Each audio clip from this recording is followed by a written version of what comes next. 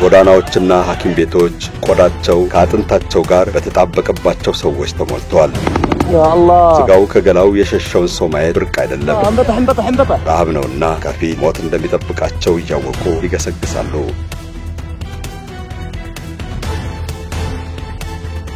የረሃብ ወጥመድ Israel's Prime Minister Benjamin Netanyahu has admitted using armed gangs in Gaza. ውድ የሳሎን ቲዩብ ቤተሰባችን የሚያልሙት ቤት ምን እንዲኖረው ይፈልጋሉ? የመዝናኛ ማዕከል፣ መዋኛ ገንዳ፣ አረንጓዴ አካባቢ፣ በቂ የጋራ መኪና ማቆሚያ፣ የገበያ አዳራሽና ካፌ፣ ሁለገብ አዳራሽ፣ ዘመናዊ ቴክኖሎጂ ያካተተ መግቢያና መውጫ ወይስ ቆንጆ እይታ?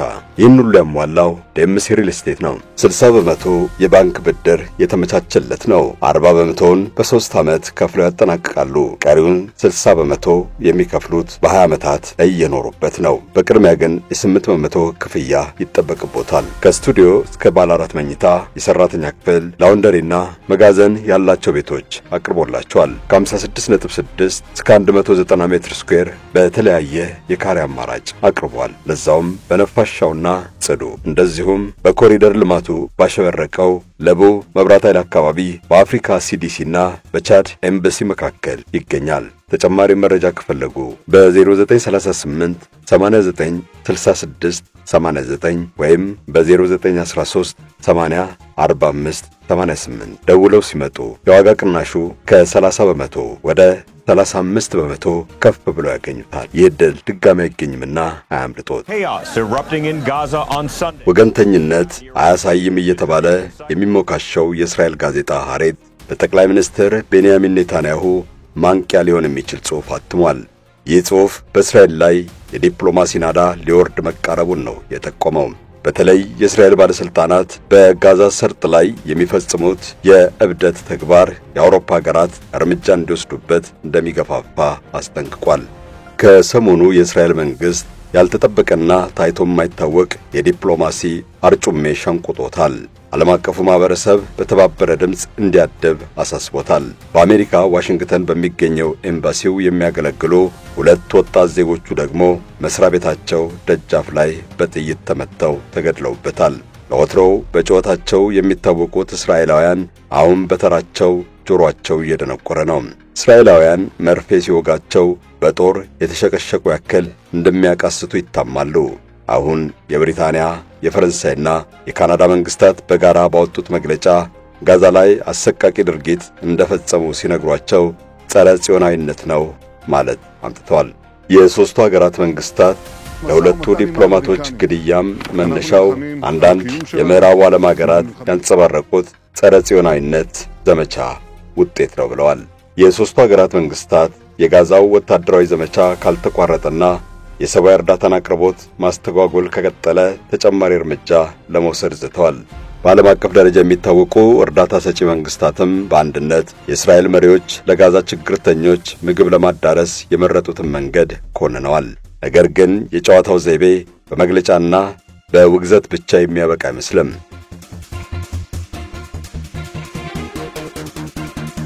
ጸሐፊው በትረ ሙሳ እንደሚጠቅሰው ብሪታንያ ከእስራኤል ጋር ለንግድ ትብብር የጀመረችውን ድርድር አግዳለች። አንዳንድ አይሁድ ሰፋሪዎች ማዕቀብ እየተጣለባቸው ነው።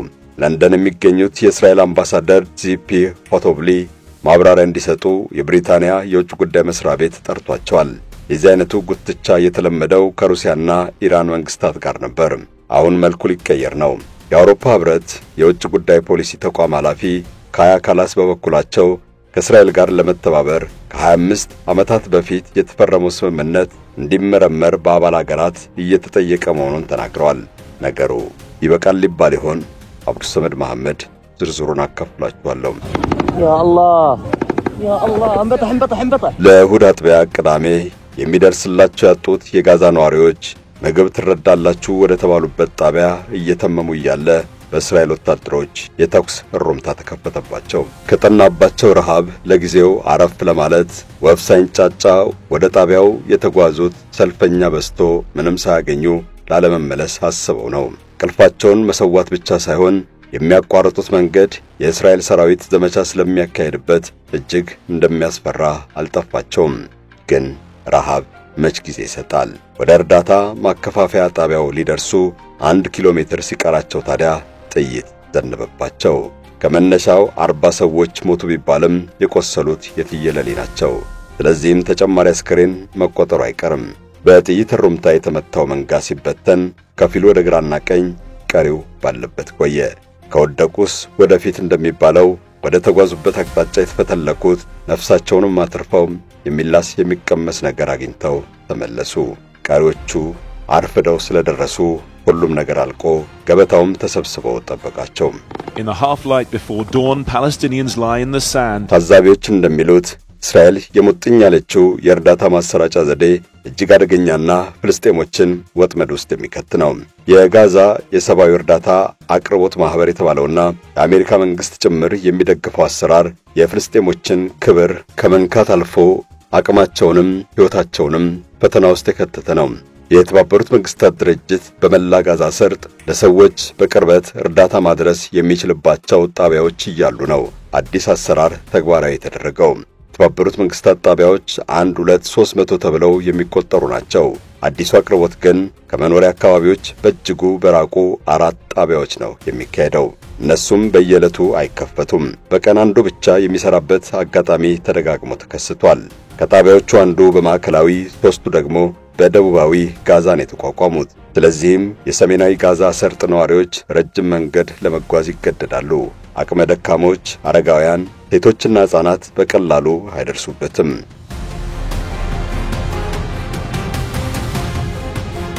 እንደውም ታዛቢዎች የበረታ ብቻ እንዲበላ የተጎነጎነ ሴራ እንደሆነ ይናገራሉ።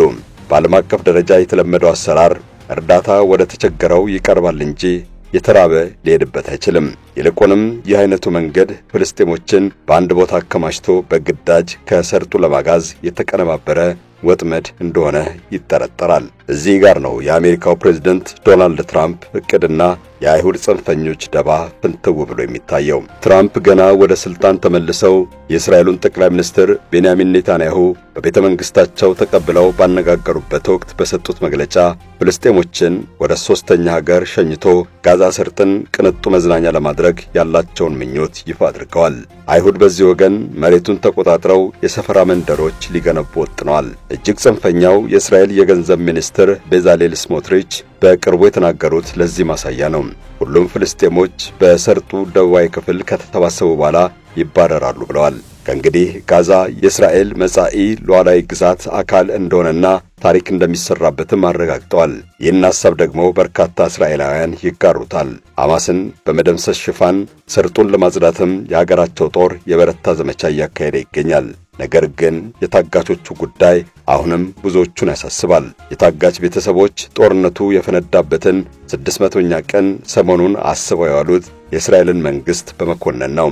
ሐማስ 58 ሰዎችን አግቶ ያቆየው የመጨረሻው ሰነፍ የሚባለው የእስራኤል መንግስት ኃላፊነቱን በአግባቡ ባለመወጣቱ እንደሆነ ገልጸዋል። አሁን በሕይወት ያሉትን 20 ያክል ሰዎች ለማዳን ሲል ጦርነቱን ሊያቆም እንደሚገባም አሳስበዋል። ነገር ግን የሚሆን አይመስልም። እንደውም የሐማስን ታጣቂዎች ወደ በለጠ እልህ እየገፋፋ ነው። የእስራኤል ጦር ከእሁድ ማለዳ በለጠቁ ተከታታይ ቀናት እርዳታ ለመቀበል በሚተሙ ሰዎች ላይ ተኩስ ከፍቶ ብዙ ንጹሃንን ገድሏል። የጦሩ ሹማምንት ተኩስ የተከፈተባቸው ጥርጊያውን መንገድ ለቀው ጥበቃ ላይ ወደ ተሰማሩ ወታደሮች የተጠቁ ተረጂ መሳይ ታጣቂዎች መሆናቸውን እየገለጹ ነው። ገለልተኝነታቸውን የሚጠቅሱ ታዛቢዎች ግን ሁሉም ተረጂ ጀሌና ረሃቡን ለማስታገስ ብቻ የሚተም ምስኪን እንደነበር ተናግረዋል። የእስራኤል ጦር በመላ ጋዛ ሰርጥ የሚያካሄደውን ዘመቻም እንደገፋበት ነው። ሚሳኤል ጭምር ያለማቋረጥ ያስወነጭፋል፣ በአየርም ይደበድባል። የመኖሪያ መንደሮች ሁሉ አይቀሩትም። አንዳንድ መገናኛ ብዙሃን ጦሩ ራሱ ከመኖሪያቸው ለቀው ለደህንነታቸው ሲሉ እንዲሰባሰቡበት የነገራቸውን ቦታ ጭምር አጥቅቶ ሕይወት ቀጥፏል። በአጠቃላይ እስራኤላውያን የሚፈጽሙትን ነገር ለመግለጽም ለመረዳትም ይከብዳል። ይሁንና የጋዛ ነዋሪዎች ስቃይ ዕለት በዕለት በርትቷል። የምግብ እጥረቱም ወደ መጠነ ሰፊ ችጋር እየተሸጋገረ ነው። የተባበሩት መንግስታት የሕፃናት መርጃ ድርጅት ዩኒሴፍ በጋዛ የሚታየው ረሃብ ዘግናኝ መሆኑን አውጇል።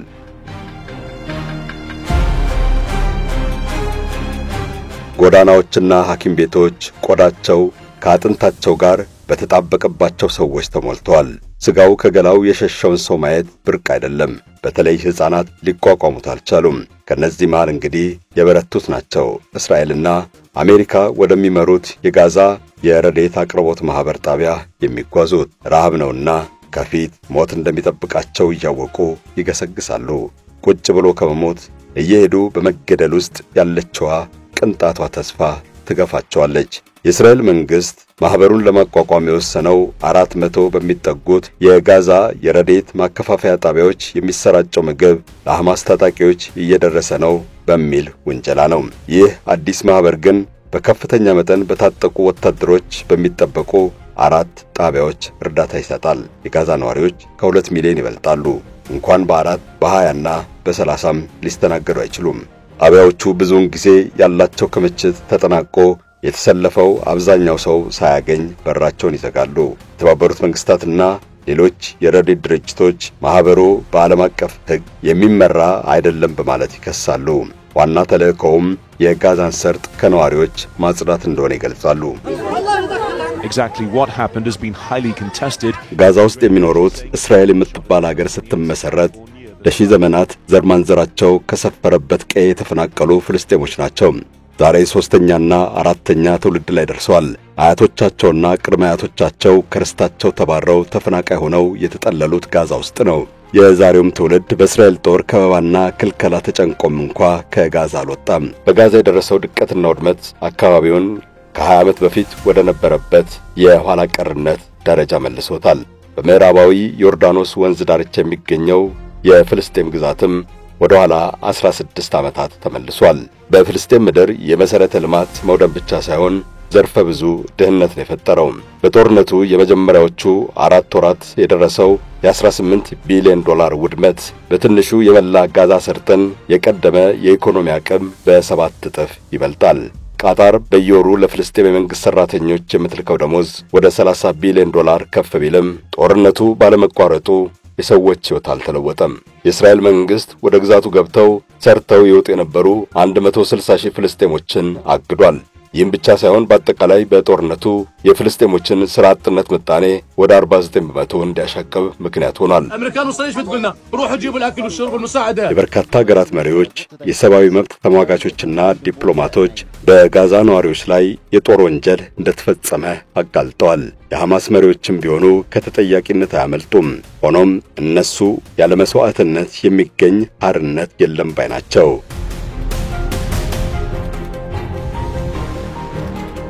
የእስራኤል ጦር እግረኛ ጦር አዝምቶ በተቆጣጠራቸው የጋዛ ከተሞች ወደሚገኙ ዋሻዎች ለመግባት በሞከረበት ወቅት ለአደጋ መጋለጡ ይነገራል። በርካታ ወታደሮቹ አድፍጠው በጠበቁ የሐማስ ታጣቂዎች ተገድለዋል። ይህ ዘዴ ላላዋጣ ወደ አየር ድብደባ ፊቱን መለሰ። ሰላማዊ ሰዎችም እንደ ቅጠል ረገፉ። ጦርነቱ የተራዘመው በዚህ ምክንያት መሆኑን ተንታኞች ይገልጻሉ። ውጊያውም በራሱ የተለየ ባህሪ የተላበሰ ነበር። መቼም ሰው ብርቱ ነውና ከባዶ የገነባውን ቀጠና መልሶ ሕይወት ሊዘራበት እንደሚችል ባይታበልም የደረሰው ጥፋት ግን አስደንጋጭ ነው። የቆመ ሕንጻ፣ የተንጠለጠለ ድልድይ፣ አገር የሚያቋርጥ አውራ ጎዳና አይታይም፣ እንዳለ ጠፍቷል። ሰው ይተራመስባቸው የነበሩ ሰፈሮች፣ መንደሮችና ከተሞች ወደ ፍርስራሽነት ተቀይረዋል። የአሜሪካው ፕሬዝዳንት ዶናልድ ትራምፕ ጋዛን ካልወሰድኩ ያሉት ይህንኑ ውድመት ሰበብ አድርገው ነው። ከዚህ በኋላ ሰርጦ ጦር ሜዳ ሆኖ ከሚቀጥል እጅግ ወደ ተንደላቀቀ መዝናኛነት ሊቀይሩት ያላቸውን ሐሳብ አቀረቡ። ከፍልስጤሞች ባሻገር ሁሉም የዓለም ሕዝብ እንደራሱ ግዛት ቆጥሮ የሚወጣ የሚገባበት ገነት እንደሚሆንም አበሰሩ። በእርግጥ ብስራቱ ለራሳቸው እንጂ ለቀረው አድማጭ ዱብዳ ነው። እትብቱ የተቀበረበት የአባት አያቶቹ ላብ የፈሰሰበት መልክዓ ምድሩን ከማህበራዊ ትስስሩ ቀይጦ ባህል ያፈራበት ሕዝብ የሚኖርበትን ቀጠና መንጠቅ የቅኝ ገዥነት አባዜ ነው።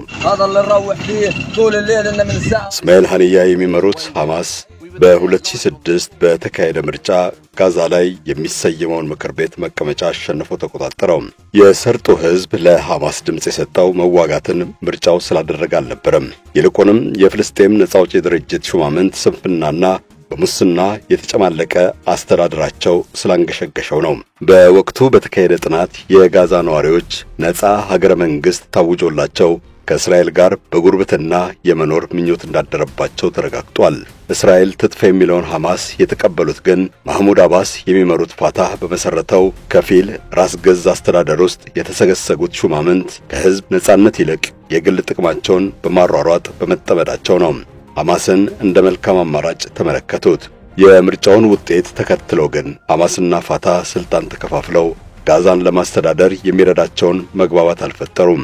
እንደውም የእርስ በርስ ጦርነት ውስጥ ተዘፈቁና ሐማስ የበላይነት ተቀዳጀ። ጋዛ ሰርጥ ላይ የመሰረተውን አስተዳደር ዋነኛ ግብም እስራኤልን ማጥፋት አደረገ። ይህን የሚያሳካበት ብቸኛ መንገድ እንደሆነ ያመነውን የዋሻውን መረብ ማስፋፋትም ገፋበት። ጋዛ ውስጥ የረድኤት ሥራ እንዲንቀሳቀስበት የሚፈሰው በቢሊዮን ዶላር የሚሰላ ገንዘብ ዋሻ ነው የተፈለፈለበት።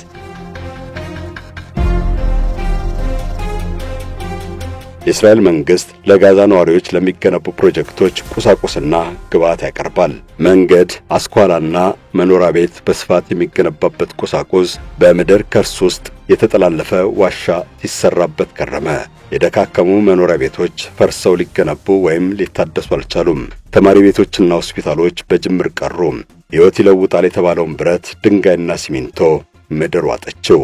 የእስራኤል መንግስትም ባጎረስኩ ተነከስኩ አይነት ክህደት ስለተሰማው መላኩን አቋረጠ። የተጎዱት ግን ንጹሃን የሰርጡ ነዋሪዎች ነው። ጋዛ ሰርጥ በባህርም በየብስም ሆነ በአየር የሚገባለት ምንም ነገር የለም። ይህም በዋነኛነት በእስራኤል መንግስት ጦር ክልከላና ከበባ ሳቢያ ነው የተፈጠረው። ሰውም ወደ እስራኤል ግዛት ዘልቆ ሰርቶ የሚበላ የሚጠጣና የሚለበስ ነገር እንኳን እንዳያመጣ ታገደ። ፍላጎት አድጎ አቅርቦት ከተመናመነ ዋጋ ይነራል። ጋዛ ውስጥ በዋሻ ተሽሎክልኮ ለገበያ የሚቀርብ የትኛውም ሸቀጥ እጅግ ውድ ነው። ገቢው ለተመናመነ ማህበረሰብ ደግሞ ንረቱ ወገብ ይሰብራል።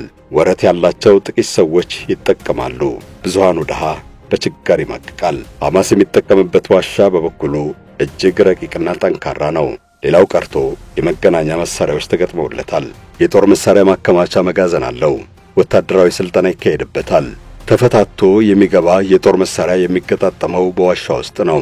የሐማስ ታጣቂዎች ከሰማይ ማንም ሳይመለከታቸው በቂ ወታደራዊ ዝግጅት ማድረግ ይችላሉ። ከእስራኤል ግዙፍ ጦር ጋር የተፋለሙት በዋሻ እየተጣቡ ነው። ከእስራኤል የቅኝትና የጦር አውሮፕላኖችም ተሰውረው ቆይተዋል። ዋሻዎቹ እጅግ ጥልቀት ባለው የመሬት ክፍል ውስጥ ስለተቦረቦሩ በአየር ድብደባ በቀላሉ አይመቱም።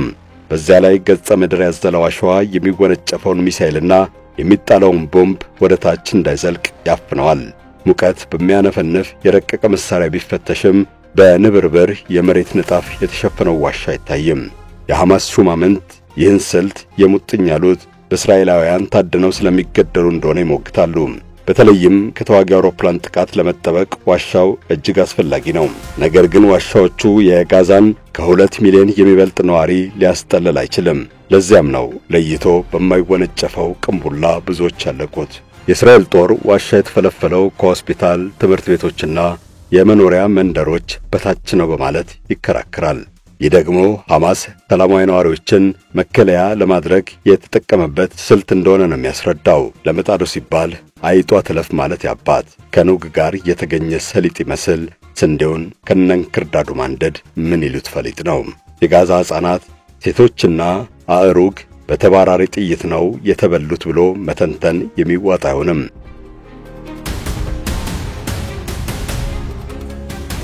የእስራኤል መንግስት ሰራዊት ረጅም ጊዜ የወሰደ ዘመቻ ነው ካሄደው። ሐማስን ከነጭራሹ ለማጥፋት ጋዛ ሰርጥ ተበራይቷል።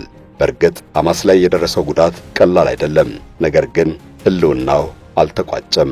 የተከመረበትን የመቃብር አፈር ፈንቅሎ አቧራውን አራግፎ በሁለት እግሩ ለመቆም መውተርተር ይዟል። በሰለለ ድምፅም ቢሆን መኖሩን አውጇል። የሐማስ ታጣቂዎች ፊታቸውን በጭንብል ሸፍነው ነፍጣቸውን ይዘው በጋዛ ከተማ ጎዳናዎች ላይ ለመንጎማለል ጊዜ አላጠፉም። ታጋቾችን ለዓለም አቀፉ ቀይ መስቀል ኮሚቴ አሳልፈው በሰጡበት አልሳራያ አደባባይ የታዩት በእጅጉ የሰለጠኑ የሐማስ ልዩ ኃይል አባላት ናቸው። ነበርን፣ አለን፣ ወደፊትም እንኖራለን አይነት መልእክትም አስተላልፈዋል። ሐማስ መስከረም 27 2016 ማለዳ ላይ የእስራኤል ግዛት ተብሎ የተከለለውን አካባቢ አጠርጥሰው ጥቃት የከፈቱ ታጣቂዎችን ያሰማራው በፍልስጤሞች ላይ የሚደርሰውን በደል በመቃወም ነው። ከወረራው በኋላ ታጣቂዎቹ 250 ያክል ሰዎችን አግተው ወደ ጋዛ ሰርጥ ተመልሰዋል። ታጋቾቹን በእስራኤል ወህኒ ቤቶች የሚገኙ ታጣቂዎችን ለማስመለስ መደራደሪያ ሊያደርጋቸው ነበር የፈለገው። የእስራኤል ጦር ጋዛን እያወደመና ጋት በጋት እየረገጠ ሲቀጥል ደግሞ ጥያቄውን ከፍ አደረገ። ዘመቻው እንዲቆም ሰራዊቱ ለቆ እንዲወጣና ያወደመውን መልሶ እንዲገነባ አሳሰበ። ከዚህ በኋላ ሐማስ ለትውልድ ሁሉ አርአያ እንደሚሆንም ይታመናል። ሐማስ በእስራኤል ሰራዊት የወረደበት ዱላ ተቆጥሮም ተሰፍሮም አያልቅም። ዛሬ የሚገኝበት ቁመና ስጋው ተበልቶ እርቃኑን እንደቀረ አጥንት ነው። በዚያ ላይ አካባቢያዊ አጋሮቹ የሚባሉት የሊባኖሱ ሂዝቡላህና ኢራን ከእስራኤል ጋር የሚዋጉበት አቅም ስላጡ ሐማስ ተነጥሎ ይገኛል። ነገር ግን በፍልስጤሞች ፊት የማይሸነፍ ኃይል መስሎ ይታያል። ያለቁትን ታጣቂዎች ለመተካትም ወደ ምልመላ ፊቱን አዙሯል። ይህ ሁኔታ ደግሞ ከዚህ በፊትም ተደጋግሞ ተፈጽሟል። የእስራኤል ጦር መታሁት፣ አዳከምኩት ብሎ አፈሙዙን ሲመልስ ሐማስ ያንሰራራል። በአሁኑ ዘመቻ ጦሩ ያደረሰው ጥፋትም የፍልስጤም ወጣቶችን ጥርስ ያስነክሳል። እናም ጠላታቸውን ለመበቀል ሲሉ ወደ ሐማስ ተቀላቅለው ነፍጥ ማንሳታቸው አይቀርም። የጦርነቱ አዙሪትም አይቋረጥም። ፈጣሪ አገራችንንና ዓለማችንን ሰላም ያድርግልን። አሜን።